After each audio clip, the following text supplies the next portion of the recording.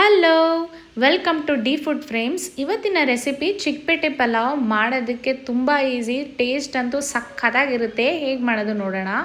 ಮೊದಲಿಗೆ ಒಂದು ಮಿಕ್ಸಿ ಜಾರ್ಗೆ ಒಂದು ಕಟ್ ಮಾಡಿ ಇಟ್ಕೊಂಡಿರೋ ಈರುಳ್ಳಿ, ಸ್ವಲ್ಪ ಬೆಳ್ಳುಳ್ಳಿ, 1 ಇಂಚು ಶುಂಠಿ, 2 ಹಸಿಮೆಣಸಿನ್ಕಾಯಿ, ನಿಮಗೆ ಖಾರಕ್ಕೆ ಎಷ್ಟು ಬೇಕೋ ಅಷ್ಟು ಸೇರಿಸ್ಕೊಳ್ಳಿ. ಆಮೇಲೆ ಸ್ವಲ್ಪ ತೆಂಗಿನಕಾಯಿ, ಕಟ್ ಮಾಡಿ ಇಟ್ಕೊಂಡಿರೋ ಕೊತ್ತಂಬರಿ ಸೊಪ್ಪು, ಕಲ್ಲುವು, ಆಮೇಲೆ ಚಕ್ಕೆ ಸೇರಿಸ್ಕೊಂಡು ತರಿತರಿಯಾಗಿ ರುಬ್ಕೊಳ್ಳಿ. ಸ್ಮೂತ್ ಪೇಸ್ಟ್ ಏನು ಬೇಡ, ಇದು ಸ್ವಲ್ಪ ತರಿತರಿಯಾಗೇ ಇರಬೇಕು ಈ ಥರ. ಇವಾಗ ಒಂದು ಕುಕ್ಕರ್ ತೊಗೊಂಡು ಅದಕ್ಕೆ 2 table spoon oil, 1 table spoon ತುಪ್ಪ ಸೇರಿಸ್ಕೊಂಡಿದ್ದೀನಿ.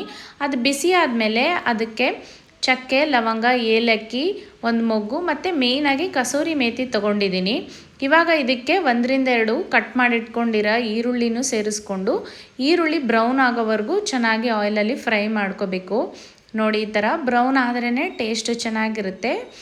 ಬ್ರೌನ್ ಆದಮೇಲೆ ಅದಕ್ಕೆ ನಾವು ಆವಾಗಲೇ ರುಬ್ಬಿಟ್ಕೊಂಡಿರೋ ಮಸಾಲೆನೂ ಸೇರಿಸ್ಕೋಬೇಕು.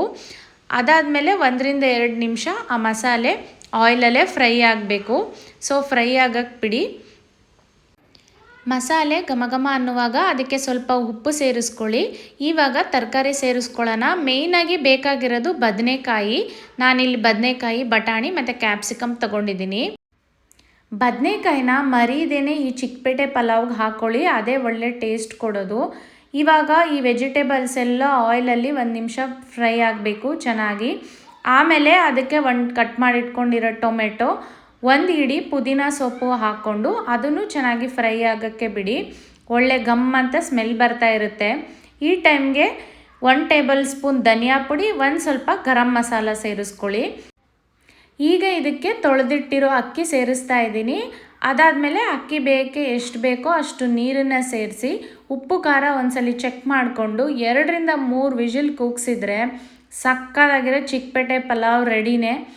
ನೀವು ಒಂದ್ಸಲಿ ಟ್ರೈ ಮಾಡಿ, ಆಮೇಲೆ ನೀವೇ ಹೇಳ್ತೀರಾ ರುಚಿ ಎಷ್ಟು ಚೆನ್ನಾಗಿತ್ತು ಅಂತ. ವಿಡಿಯೋ ಇಷ್ಟ ಆಗಿದರೆ ಲೈಕ್, ಶೇರ್, ಸಬ್ಸ್ಕ್ರೈಬ್ ಮಾಡಿ. ಬಾಯ್.